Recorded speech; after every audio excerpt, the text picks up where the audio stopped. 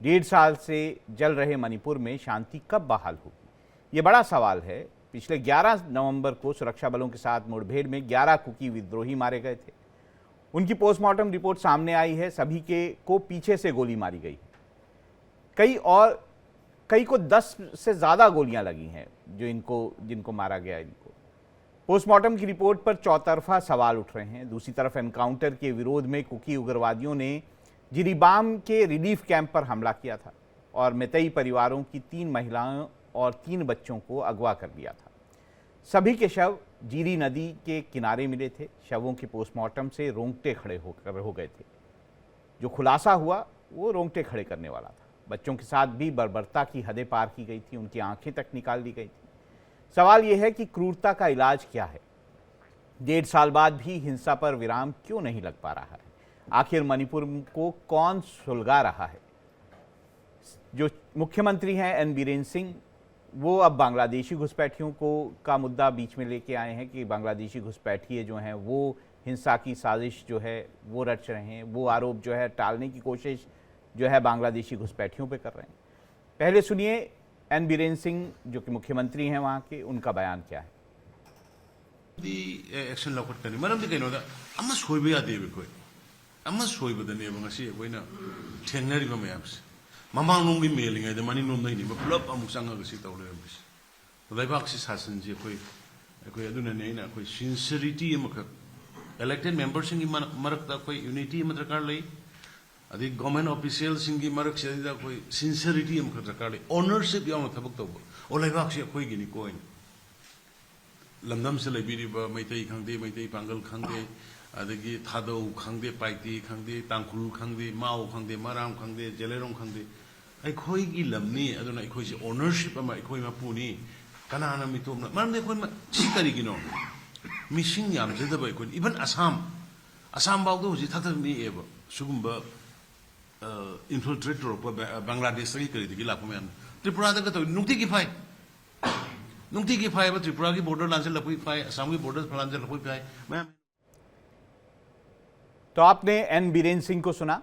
वो जो है क्या बात कर रहे थे। वो बांग्लादेशी घुसपैठियों के ऊपर इस पूरी हिंसा का मामला जो है डालने की कोशिश कर रहे थे। एक बात जो साफ है वो है कि सरकार और पूरी वहाँ पे व्यवस्था जो है मणिपुर में पूरी तरह से फेलियर दिखाई देती है। यहाँ तक कि केंद्र के जो एफर्ट्स हैं वो भी वहाँ पर कोई ऐसा नहीं लगता कि उसका कोई फ़ायदा वहाँ पर मणिपुर की हिंसा को रोकने में हो पा रहा है। मेरे साथ मेहमान हैं जिनसे बात करेंगे इस पे। प्रदीप सिंह नेता बीजेपी हमारे साथ जुड़ चुके हैं। दीपक दीवान वरिष्ठ पत्रकार हैं, मेरे साथ हैं, स्टूडियो में हैं।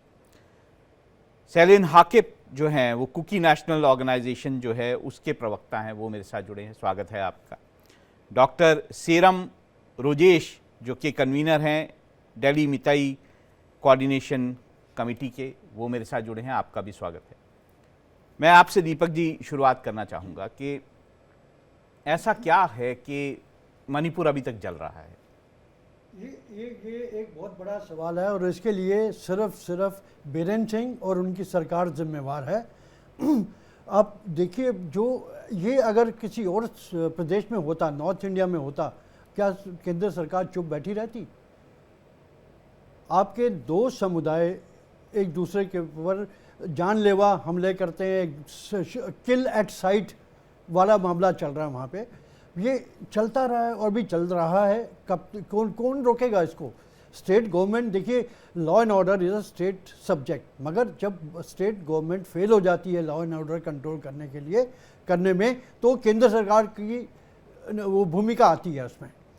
ये ऐसी ही सिचुएशन मैं आपको बताऊं 1992 और 93 हुई थी, जब नागाज और कुकी समुदाय के बीच में ऐसी ही जानलेवा हमले में कम से कम 1000 लोगों की जानें गई थी। तो केंद्र सरकार में भी उस टाइम कांग्रेस की गवर्नमेंट थी और मणिपुर में भी कांग्रेस की गवर्नमेंट थी। आर.के. दुरेंद्र सिंह उस टाइम मुख्यमंत्री थे। तो केंद्र सरकार ने 31 दिसंबर 1993 को वहाँ प्रेसिडेंट रूल लगा दिया। गवर्नर की रिपोर्ट थी कि चीफ मिनिस्टर आर.के. दुरेंद्र सिंह एक समुदाय का समर्थन कर रहे हैं इस विवाद में। तो अब ये ऐसे एलिगेशन यहाँ भी लग रहे हैं। और दूसरी बात यह है कि देखिए, चाहे कुकी हो या मैतेई हो या नागा हो, तो स्टेट गवर्नमेंट की रिस्पॉन्सिबिलिटी है अपने नागरिकों को सुरक्षा देने में।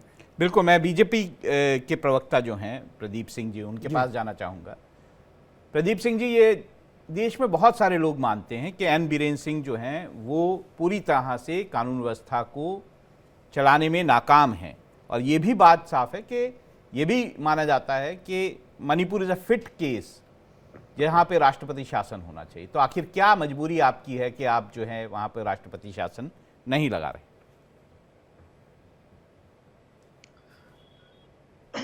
राहुल सर, मैं एक बात जानना चाहूँगा। आपने जैसे बोला कि ठीक है, मुख्यमंत्री एक आपने जो डिफाइन किया कि एक बहुत ही कमज़ोर व्यक्ति हैं और वो कंट्रोल नहीं कर पा रहे हैं। क्या ऐसा कोई एग्जाम्पल या कोई ऐसा प्रेसिडेंट है हमारे पास जिसमें हमारे विभिन्न राज्यों के किसी में एक ऐसी बात रही हो और चीफ मिनिस्टर के चेंज करने से अचानक से यूरेका हो गया हो और चीजें एकदम से तनाव और तो नियंत्रण आप लोग आप जो है पश्चिम बंगाल में तो इससे बहुत कम घटनाएं हुई थी। आप तो मांग कर करके इतनी थक रहे थे कि पश्चिम बंगाल में ममता बनर्जी को वहां हटा देना चाहिए, वहां पे राष्ट्रपति शासन लगा देना चाहिए, तो फिर वहां क्यों मांग कर रहे थे? नहीं, मांग कर रहे थे सर। आपको पता है कांग्रेस के शासनों ने कितनी बार मैं आपकी बात कर रहा हूं, मैं तो कांग्रेस पे जा ही नहीं रहा हूं। कांग्रेस से तो बाद में पूछेंगे, हम तो मणिपुर पे बात कर रहे हैं कि Manipur is it a fit case? हमारी परंपरा नहीं है राष्ट्रपति शासन लागू करने की, और एक विपक्षी दल होने के नाते या वहां पे एक विरोधी दल होने के नाते मांग तो राहुल गांधी जी भी बहुत सारी करते हैं। वो लॉजिकल होती है क्या? नहीं, आपने ही मांग की थी ना पश्चिम बंगाल में। आप कह रहे हैं आपकी परंपरा नहीं है, तो मांग क्यों कर रहे थे पश्चिम बंगाल में जाके?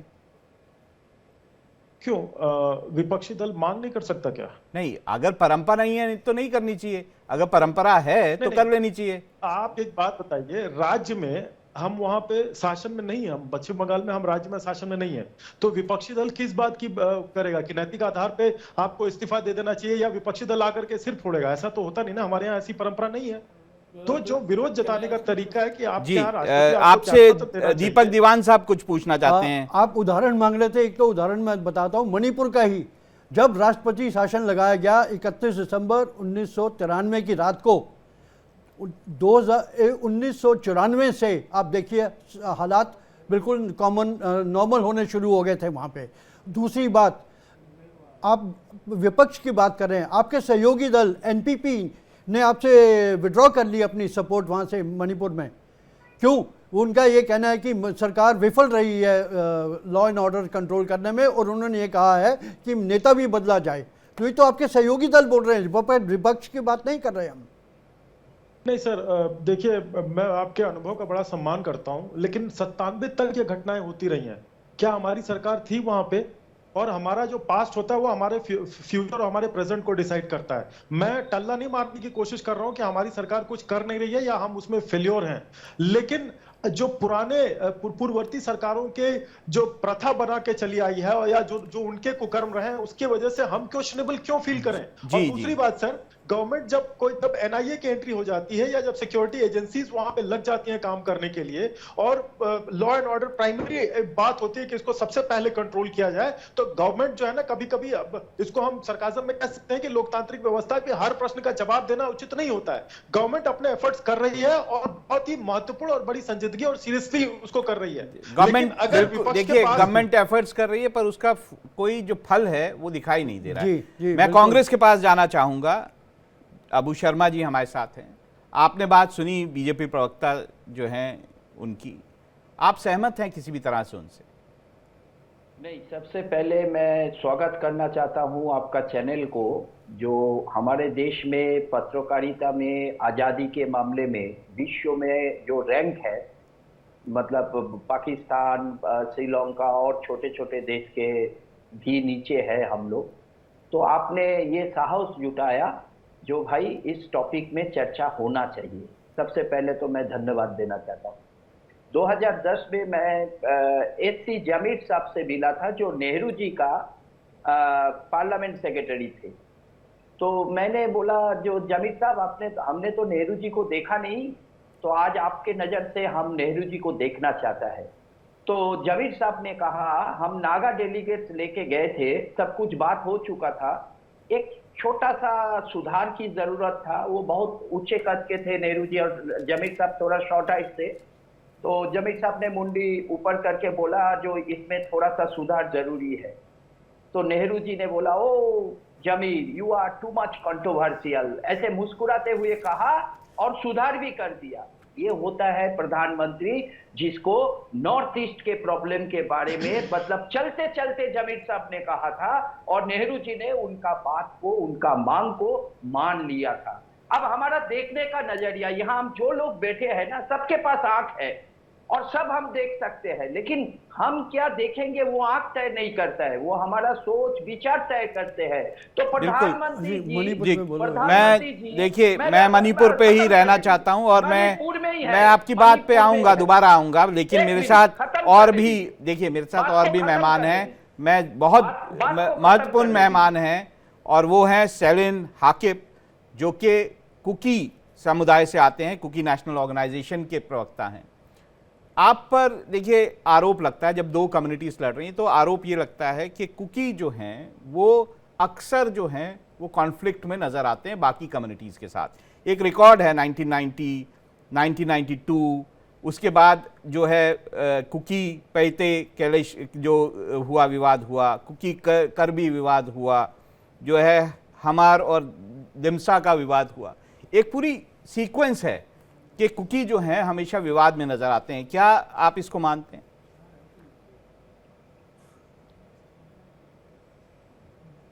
नमस्ते सबको। कुकी जहाँ भी है वो पीसफुल कम्युनिटी है, कोई एग्रेसिव नहीं है, लेकिन उनका सिचुएशन ऐसा है कि वो जहाँ भी है माइनॉरिटी स्टेटस में है, लेकिन उसका हिस्ट्री बहुत देश के लिए इतना सैक्रिफाइस किया है कि दूसरे लोग ये नहीं मानने चाहते हैं, क्योंकि इन लोगों, कुकी लोग को हिस्टोरिकल बेसिस भी और आज के सिचुएशन में भी उनका राइट्स को रिकग्नाइज नहीं किया है गवर्नमेंट ने, कोई भी गवर्नमेंट, क्योंकि हम लोग ट्राइबल है, क्रिश्चियन है, माइनॉरिटी है, इररेलेवेंट है ऐसे लगते हैं। तो अगर हमारा हिस्ट्री भी ख्याल कर दे और आज का हमारा एक्शन भी ठीक से देख लें तो हमें कोई ऐसे एंटी नेशनल नहीं है, सेसेशनिस्ट नहीं है, कॉन्स्टिट्यूशनल प्रिविलेजेस को हम थोड़ा रिक्वेस्ट कर रहे हैं। ये अगर गवर्नमेंट मान लेता तो जहाँ भी हो कुकी लोग पीसफुल सिचुएशन में रहेंगे और देश के लिए इतना सैक्रिफाइस किया है।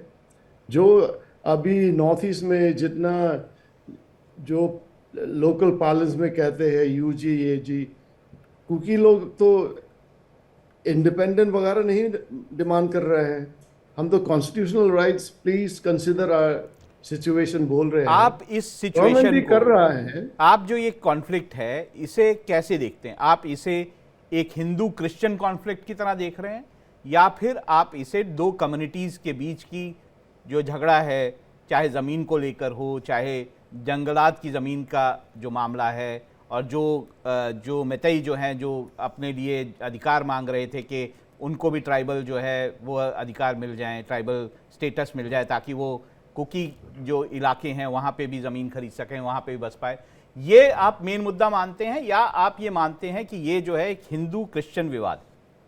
नहीं, नंबर वन ये हिंदू क्रिश्चियन के बाद में रिलीजन फैक्टर नहीं है, सिर्फ लैंड ओनरशिप का इशू है। हिस्ट्री में है 1917 to 1919 कुकी लोग ने ब्रिटिश के साथ लड़ाई किया है just to preserve our ancestral lands.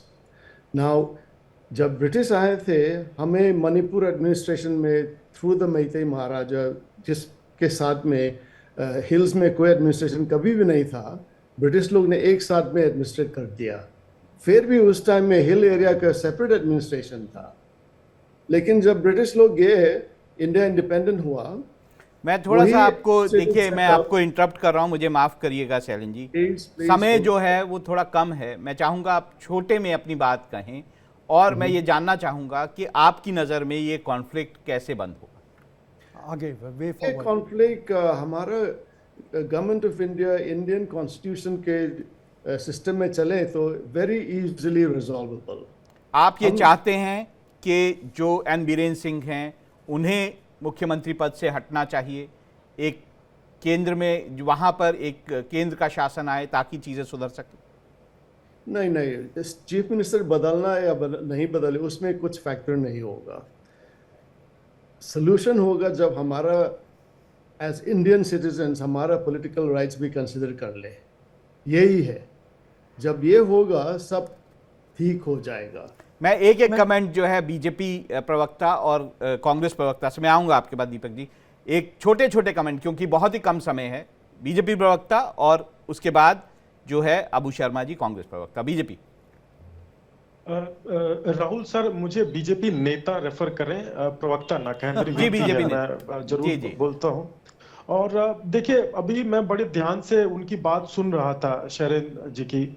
उनकी जो बातें सुनने को मिली, मुझे लगता है कि दर्शक अपने कंक्लूजन पे पहुंचेंगे कि क्या रियल स्टेटस है। और गवर्नमेंट अभी के, मैं ये भी चाहूंगा कि दर्शक, आपके दर्शक इस बात को कंसिडर करें कि सेंट्रल गवर्नमेंट किन एफर्ट्स को लेकर के चल रही है वहां पे, क्या किस लेवल के अधिकारी वहां पे कैंप कर रहे हैं और नॉर्मलसी के लिए कितनी तेज हम प्रयास कर रहे हैं। जी, कांग्रेस प्रवक्ता से मैं दर्शकों को अधिकार अबू शर्मा जी से चाहूंगा वो अपना कमेंट। मैं अंत में यही कहना चाहता हूं, जो आदरणीय प्रधानमंत्री जी चुनाव में अपना ध्यान कम करे, 3 महीना का बच्चा को जला रहे मणिपुर में, वो चुनाव में प्रचार कर रहे महाराष्ट्र में। अगर इंदिरा गांधी जी का कार्यकाल होता, राजीव गांधी जी, मनमोहन सिंह जी या कोई भी प्रधानमंत्री का कार्यकाल होता, हम लोग खाना भी नहीं खाते जब तक मणिपुर को शांत नहीं करते। जी, मैं लास्ट एक कमेंट दीपक दीवान जी से भी चाहूंगा, उसके बाद ऐसा प्रधानमंत्री है। जी अबू जी, मैं दीपक दीवान जी से एक लास्ट कमेंट चाहूंगा, उसके बाद इस चर्चा को हम विराम दें। देखिए, इस पूरे मामले में मुझे पॉलिटिकल विल नहीं दिख रही कहीं पे भी। ये लॉ एंड ऑर्डर इशू नहीं है कि आप जितने फोर्स पे फोर्स भेजते जाइए। What you need is a political dialogue. जो चल रहा था कि centre, Kuki leaders and Manipur government, tripartite talks थी, जिसमें से मणिपुर गवर्नमेंट ने यूनिलैटरली विड्रॉ कर लिया। अब उसको आगे कैसे बढ़ाओगे जब तक आप सामने नहीं बैठोगे उनके साथ? तो मेरे ख्याल से only way forward is you have a dialogue, political dialogue. Manipur government should get back on the table.